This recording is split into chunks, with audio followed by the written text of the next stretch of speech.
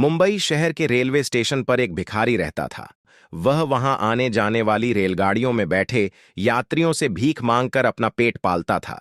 एक दिन जब वह भीख मांग रहा था, तो सूट बूट पहने एक लंबा सा व्यक्ति उसे दिखा। तो उसने सोचा कि यह व्यक्ति बहुत अमीर लगता है। इससे भीख मांगने पर यह मुझे जरूर अच्छे पैसे देगा।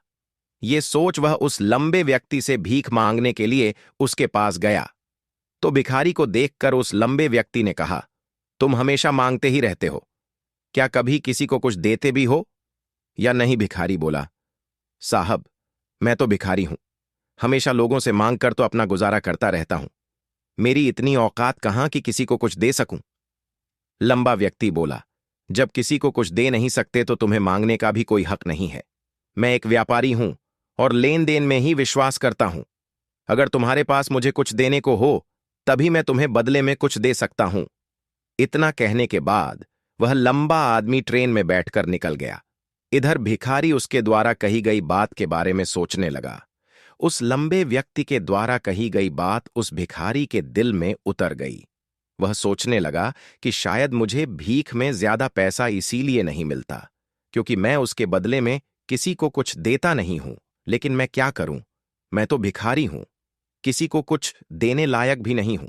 फिर सोचता है कि आखिर कब तक मैं लोगों को बिना कुछ दिए केवल मांगता ही रहूंगा। बहुत सोचने के बाद उस भिखारी ने फैसला किया कि जो भी व्यक्ति उसे भीख देगा, उसके बदले में वह भी उस व्यक्ति को कुछ ना कुछ जरूर देगा। लेकिन अब उसके दिमाग में यह सवाल था कि वह खुद भिखारी है, तो भीख के बदले में वह दूसरों को क्या दे सकता है। इस बात को सोचते हुए कई दिन हो गए, लेकिन उसे अपने सवाल का कोई जवाब नहीं मिला था। आखिरकार जब वह स्टेशन के पास बैठा हुआ था, तभी उसकी नजर कुछ फूलों पर पड़ी जो स्टेशन के आसपास के पौधों पर लग रहे थे। उसने सोचा, क्यों ना मैं लोगों को भीख के बदले कुछ फूल दे दिया करूं। उसको अपना यह विचार अच्छा लगा और उसने वहां से कुछ फूल तोड़ लिए। अब जब वह ट्रेन में भीख मांगने पहुंचा, तो जब भी कोई उसे भीख देता, तो उसके बदले में वह भीख देने वाले को कुछ फूल दे देता। उन फूलों को लोग खुश होकर अपने पास रख लेते थे। अब भिखारी रोज फूल तोड़ता और भीख के बदले में उन फूलों को लोगों में बांट देता था। कुछ ही दिनों में उसने महसूस किया कि अब उसे बहुत अधिक लोग भीख देने लगे हैं। वह स्टेशन के पास के सभी फूलों को तोड़ लाता था।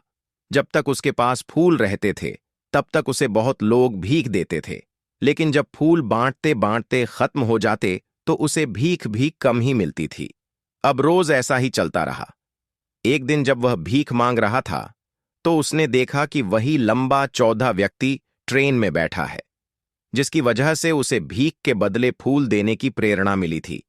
वह तुरंत ही उस व्यक्ति के पास पहुंच गया और भीख मांगते हुए बोला, आज मेरे पास आपको देने के लिए कुछ है। आप मुझे भीख दीजिए, तो बदले में मैं आपको कुछ फूल दूंगा। उस लंबे चौड़े व्यक्ति ने उसे भीख के रूप में कुछ पैसे दे दिए और भिखारी ने कुछ फूल उसे दे दिए। उस लंबे व्यक्ति को भिखारी की यह बात बहुत पसंद आई। वह बोला, वाह, क्या बात है, आज तुम भी मेरी तरह एक व्यापारी बन गए हो। इतना कहकर फूल लेकर वह लंबा चौड़ा व्यक्ति अपने स्टेशन पर उतर गया। लेकिन उस व्यक्ति द्वारा कही गई बात एक बार फिर से उस भिखारी के भेजे में उतर गई। वह बार बार उस लंबे व्यक्ति के द्वारा कही गई बात के बारे में सोचने लगा और बहुत खुश होने लगा। उसकी आंखें अब चमकने लगीं। उसे लगने लगा कि अब उसके हाथ सफलता की वह चाबी लग गई है, जिसके द्वारा वह अपने जीवन को बदल सकता है। वह तुरंत ट्रेन से नीचे उतरा और उत्साहित होकर बहुत तेज आवाज में ऊपर आसमान की तरफ देखकर बोला, मैं भिखारी नहीं हूं, मैं भी एक व्यापारी हूं, मैं भी अमीर बन सकता हूं। लोगों ने उसे देखा तो सोचा कि शायद यह भिखारी पागल हो गया है, और अगले दिन से ही वह भिखारी उस स्टेशन पर फिर कभी नहीं दिखा।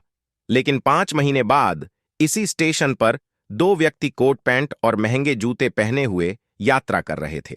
दोनों ने एक दूसरे को देखा तो उनमें से एक ने दूसरे से हाथ मिलाया और कहा, क्या आपने मुझे पहचाना? दूसरा व्यक्ति बोला, नहीं, क्योंकि मेरे हिसाब से हम लोग पहली बार मिल रहे हैं। पहला व्यक्ति बोला, नहीं, आप याद कीजिए, हम पहली बार नहीं बल्कि तीसरी बार मिल रहे हैं। दूसरा व्यक्ति बोला, मुझे याद नहीं, वैसे हम पहले 2 बार कब मिले थे? अब पहला व्यक्ति मुस्कुराया और बोला, हम पहले भी 2 बार इसी ट्रेन में मिले थे। मैं वही भिखारी हूं जिसको तुमने पहली मुलाकात में बताया कि मुझे जीवन में कुछ करना चाहिए, और दूसरी मुलाकात में बताया कि क्या करना चाहिए, और यह समझाया कि मैं वास्तव में कौन हूं। दूसरा व्यक्ति मुस्कुराया और अचंभित होते हुए बोला, ओह, याद आया। तुम वही भिखारी हो जिसे मैंने एक बार भीख देने से मना कर दिया था और दूसरी बार मैंने तुमसे कुछ फूल खरीदे थे। लेकिन आज तुम यह सूट बूट पहनकर कहां जा रहे हो और आजकल क्या कर रहे हो? तब पहला व्यक्ति बोला, हां, मैं वही भिखारी हूं, लेकिन आज मैं फूलों का एक बहुत बड़ा व्यापारी हूं और इसी व्यापार के काम से ही दूसरे शहर जा रहा हूं। कुछ देर रुकने के बाद वह फिर बोला, आपने मुझे पहली मुलाकात में प्रकृति का वह नियम बताया था जिसके द्वारा हमें तभी कुछ मिलता है जब हम कुछ देते हैं। लेन देन का यह नियम वास्तव में काम करता है। तुमसे मिलने के बाद मैंने यह बहुत अच्छी तरह महसूस किया है, लेकिन मैं खुद को हमेशा भिखारी ही समझता रहा। इससे ऊपर उठकर मैंने कभी सोचा ही नहीं। और जब आपसे मेरी दूसरी मुलाकात हुई, तब आपने मुझे बताया कि मैं एक व्यापारी बन सकता हूं। अब मैं समझ चुका था कि मैं वास्तव में अगर मैं चाहूं तो एक भिखारी नहीं बल्कि व्यापारी बन सकता हूं। मैंने समझ लिया था कि लोग मुझे इतनी भीख क्यों दे रहे हैं, क्योंकि वह मुझे भीख नहीं दे रहे थे, बल्कि उन फूलों का मूल्य चुका रहे थे। सभी लोग मेरे फूल खरीद रहे थे क्योंकि इससे सस्ते फूल उन्हें कहाँ मिलते। मैं लोगों की नजरों में एक छोटा व्यापारी था, लेकिन मैं अपनी नजरों में एक भिखारी ही था। आपके बताने पर मुझे समझ आया कि मैं एक छोटा व्यापारी हूं। मैंने ट्रेन में फूल बांटने से जो पैसे इकट्ठे किए थे, उनसे बहुत से फूल खरीदे और फूलों का व्यापारी बन गया। यहाँ के लोगों को फूल बहुत पसंद है और उनकी इसी पसंद ने मुझे आज फूलों का बहुत इतना बड़ा व्यापारी बना दिया। दोनों व्यापारी अब खुश थे और स्टेशन आने पर साथ उतरे और अपने अपने व्यापार की बात करते हुए आगे बढ़ गए। दोस्तों, इस कहानी से हम सभी को बहुत कुछ सीखने को मिलता है। कहानी में लंबा व्यापारी गिव एंड टेक के नियम को बहुत अच्छी तरह जानता था। दुनिया के सभी बड़े व्यापारी जीवन के इसी नियम का उपयोग करके सफल हुए हैं। इस फार्मूले को उसने भिखारी को भी बताया और भिखारी प्रकृति के इस नियम को अपना लिया और इसका असर उसके जीवन में साफ दिखाई देने लगा। उसने अपनी सोच बदली और उसकी जिंदगी बदल गई। यह कहानी हमें बताती है कि हम यदि अपनी सोच बदल लें तो कुछ भी हासिल किया जा सकता है।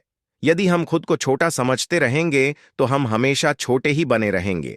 बड़ा बनने के लिए हमें अपनी सोच को बदलना होगा और खुद के बारे में बड़ा सोचना होगा। कहानी का सार यह है कि सफलता आपकी सोच में छुपी होती है। वीडियो अच्छी लगी हो तो एक लाइक जरूर करते जाना।